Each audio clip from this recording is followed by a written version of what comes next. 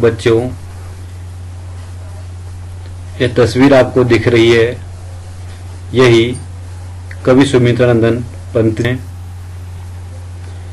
इनका जीवन परिचय इस प्रकार है। पंत जी का मूल नाम गोसाई दत्त था।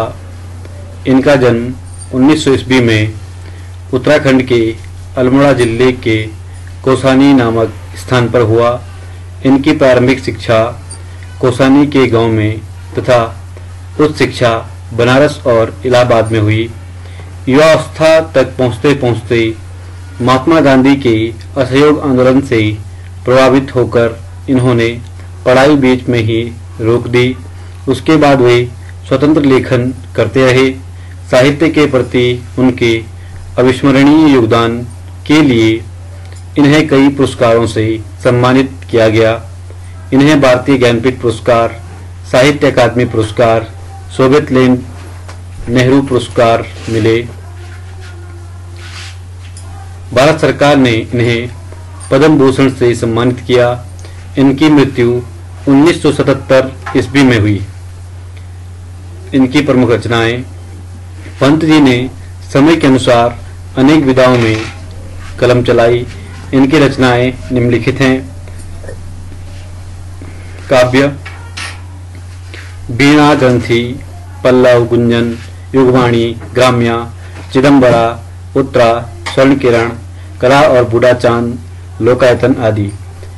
इनके द्वारा लिखे गए नाटक हैं रजत रश्मि, ज्योत्सना, शिल्पी। इनके द्वारा उपन्यास लिखा गया हार। कहानी व संस्मरण विधा में 5 कहानियां, 60 वर्ष एक रेखा। बच्चों,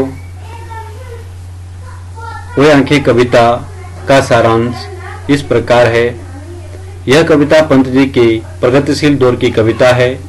इसमें विकास की विरोधाभासी अवधारणाओं पर करारा प्रहार किया गया है। युग युग से शोषण के शिकार किसान का जीवन कवि को आहत करता है।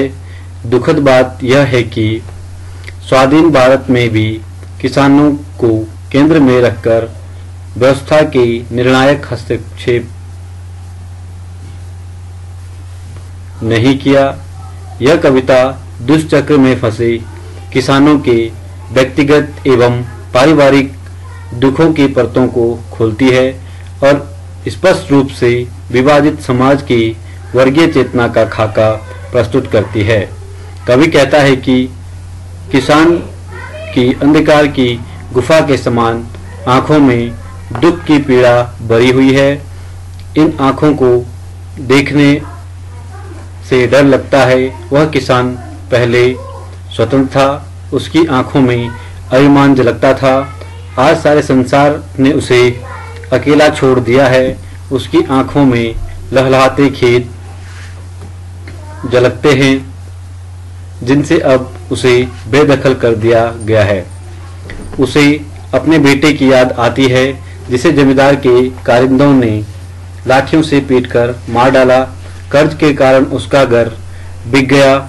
महाजन ने ब्याज की कौड़ी नहीं छोड़ी था उसके बैलों की जोड़ी भी नीलाम कर दी। उसकी उजरी गाय भी अब उसके पास नहीं है। किसान की पत्नी दवा के बिना मर गई और देखभाल के बिना दुधमुही बच्ची भी 2 दिन बाद मर गई। उसके घर में बेटे की विधवा पत्नी थी, परंतु कोतवाल ने उसे बुला लिया। उसने कुएं में कूदकर अपनी जान दे दी। किसान को पत्नी का नहीं, जवान लड़के की यह बहुत पीड़ा देती थी। जब वह पुराने सुखों को याद करता है तो आंखों में चमक आ जाती है, परंतु अगले ही क्षण सच्चाई के धरातल पर आकर पथरा जाती है। बच्चों, अपनी कॉपी पेन साथ रखिए और शब्दार्थ व्याख्या नोट करते जाइए। कविता का प्रथम छंद है। अंधकार की गुहा सरीखी, उन आंखों से डरता है मन, बड़ा दूर तक उनमें दारुण, दैन्य दुख का नीरबोधन। शब्दार्थ। गुहा, गुफा, सरीखी, समान, दारुण, भयानक, दैन्य, दीनता, नीवर, मौन, रोदन, रोना। व्याख्या। कवि कहते हैं कि भारतीय किसान की आंखें मुझे एक अंधेरी गुफा के समान भयानक लगती हैं। जिस प्रकार अंधेरी गुफा के भीतर झांकने में भय लगता है, उसी प्रकार किसान की शून्य आंखों में देखने में भी भय लगता है, क्योंकि उन दसी आंखों में निराशा, शोषण और रोदन के सिवाय कुछ नहीं है। उन आंखों में भयानक गरीबी का दुख और उनका चुपचाप को सहे जाने का मौन रुदन व्याप्त है। कविता का दूसरा छंद। वह स्वाधीन किसान रहा, अभिमान भरा आंखों में इसका, उसे छोड़ उसे मजदार आज, संसार कगार सदृश वह खिसका। शब्दार्थ। स्वाधीन, स्वतंत्र, अभिमान, गर्व, मजदार, दार के मध्य अर्थात समस्याओं के बीच, कगार सदृश्य, किनारे के समान। व्याख्या देखिए बच्चों छंद की। भारतीय किसान कभी स्वाधीन था, स्वावलंबी था, उसके पास अपना कहने को खुद के खेत थे, तब उसकी आंखों में स्वाभिमान था, चमक थी, तब समाज में उसकी मान मर्यादा थी। परंतु आज उसका स्वाभिमान उसे छोड़कर ऐसे विलीन हो गया है जैसे कोई रेतीला किनारा टूटकर नदी के प्रवाह में बह जाता है। अर्थात आज उसका जीवन बिल्कुल स्वाभिमान शून्य बनकर रह गया। कविता का 14 छंद देखिए बच्चों। आंखों ही में घूमा करता वह उसकी आंखों का तारा, कारकुनों की लाठी से जो गया जवानी ही में मारा। शब्दार्थ। आंखों का तारा बहुत प्यारा होना, कारकुन सूदखोरों और जमींदारों के कारिंदे। व्याख्या। किसान का प्रिय बेटा जवानी की अवस्था में साहूकार के कारिंदों द्वारा लाठियों की निर्मम प्रहारों से मार डाला गया। अपने प्रिय बेटे की वह क्रूर हत्या आज तक भी उसकी आंखों के सामने प्रत्यक्ष होकर नाच लगती है। कविता का 5वां छंद। बिका दिया घर द्वार, महाजन ने न ब्याज की कौड़ी छोड़ी, रह रहे आंखों में चुपती वह कुर्क हुई बर्दों की जोड़ी। शब्दार्थ। महाजन, ऋणदाता, सूदखोर, कौड़ी एक पैसा भी, आंखों में चुभना, बुरा लगना, कुर्क नीलाम, बर्दों बैलों। इस छंद की व्याख्या देखिए बच्चों। महाजन ने अपना धन और ब्याज वसूलने के लिए, महाजन कौन? ऋणदाता। किसान की घर संपत्ति सब नीलाम कर डाली, उसे घर से बेघर कर दिया, किंतु अपने ऋण का ब्याज एक एक पाई करके चुका लिया। उसके मन में किसान की दयनीय अवस्था को देखकर जरा भी दया नहीं आई।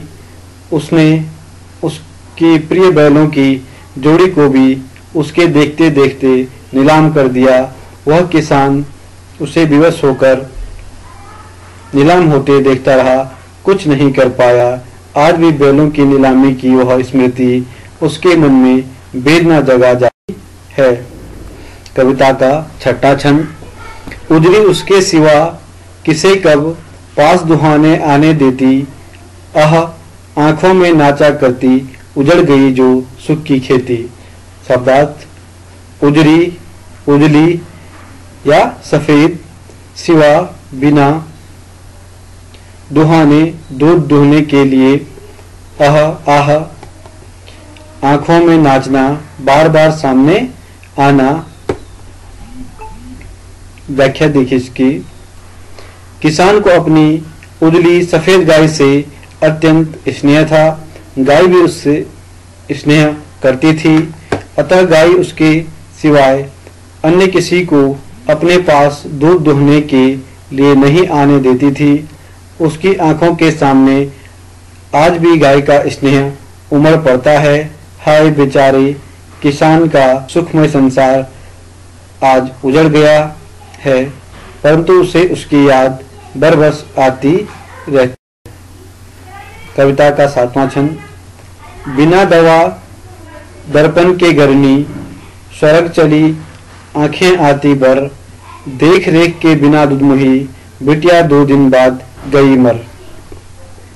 दवा दर्पण, दवा इत्यादि, गरनी पत्नी, स्वर्ग चली मर गई, दुधमुही नन्ही बच्ची दूध पीती बच्ची।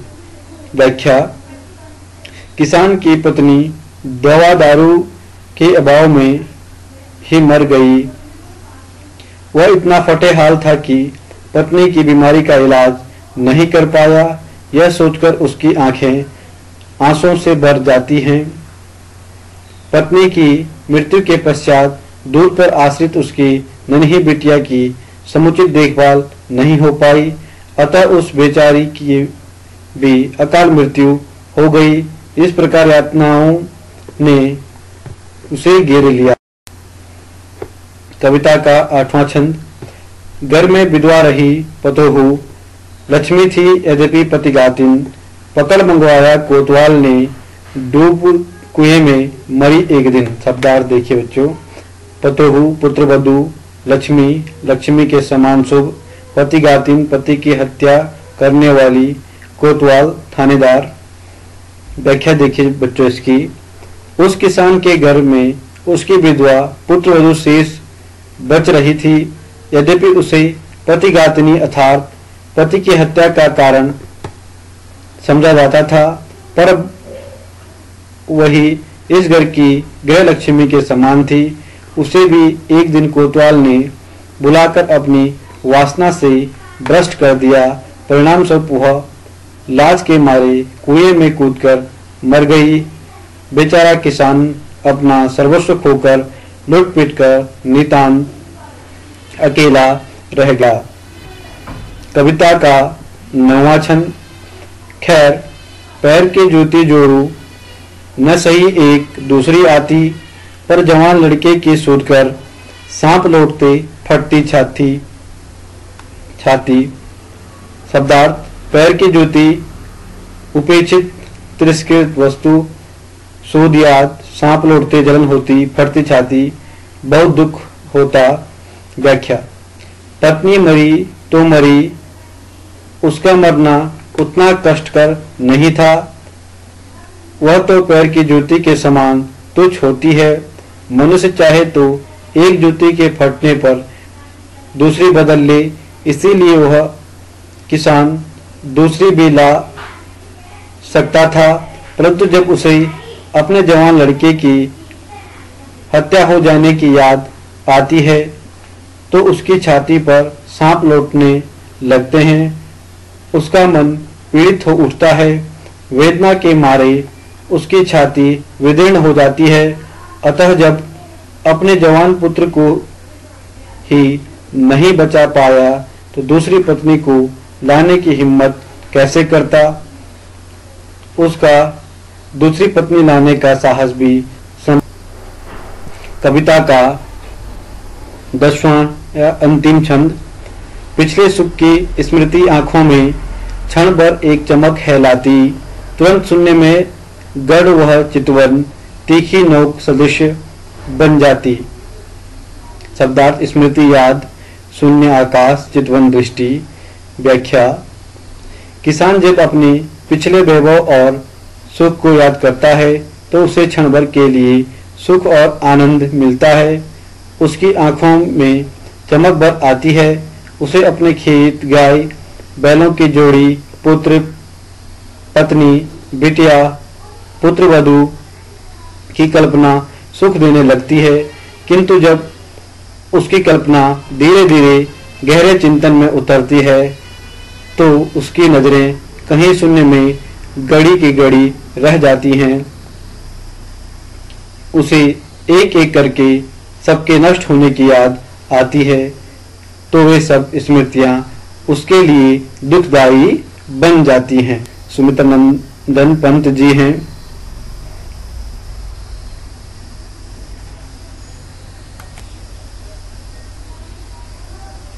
बच्चों, आपका गृह कार्य है।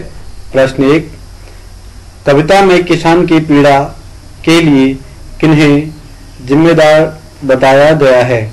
आप लोगों ने आंसर लिखना है। प्रश्न 2, पिछले सुख की स्मृति आंखों में क्षण भर एक चमक है लाती, में किसान की किन पिछले सुखों की और संकेत किया गया है? प्रश्न 3, किसान अपने व्यवसाय से पलायन कर रहे हैं, इस विषय पर परिचर्चा आयोजित करें तथा कारणों की